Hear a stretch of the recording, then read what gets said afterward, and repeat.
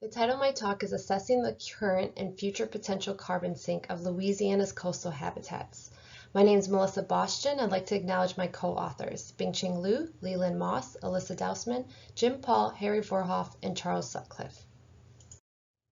The state of Louisiana has greenhouse gas reduction goals.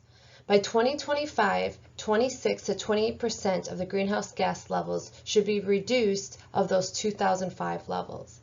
By 2030, 40 to 50% is the goal to be reduced, and by 2050 to be net carbon zero. We were tasked with quantifying the amount of carbon that can be sequestered with and without the 2017 Louisiana Coastal Master Plan to align with the governor's greenhouse gas reduction goals. We are focusing on years 2005, 2020, 2025, 2030, and 2050. And this quantification will help inform the Governor's Climate Initiative Task Force and their work on the greenhouse gas reduction strategy and the role that our coastal habitats have as being a potential carbon sink. In coastal Louisiana, we have various coastal habitats. Here's a map from 2007 that shows the vegetation types in coastal Louisiana. From fresh forested wetlands in the dark green to fresh herbaceous marsh in the lighter green, intermediate marsh in the yellow, brackish marsh in the orange, and saline wetland in the red. We also have extensive open water area.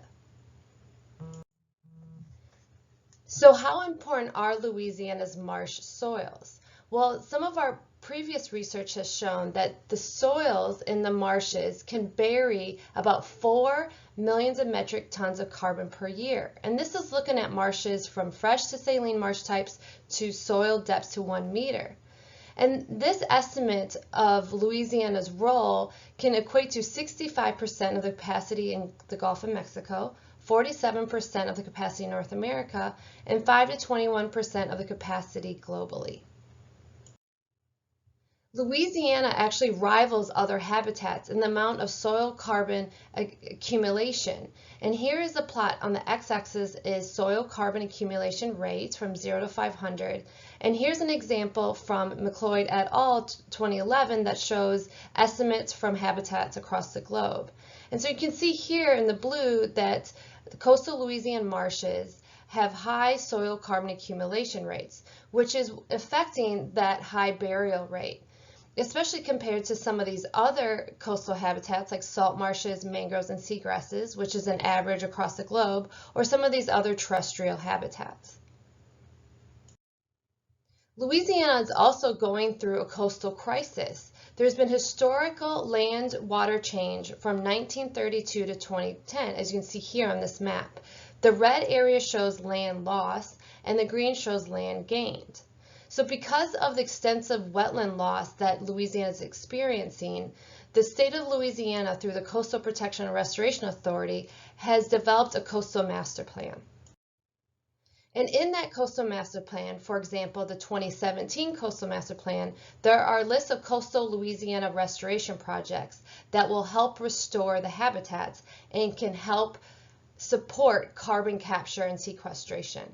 Some examples of these restoration projects include ridge restoration, hydrologic restoration, sediment diversions, marsh creation, oyster barrier reefs, and barrier island restoration.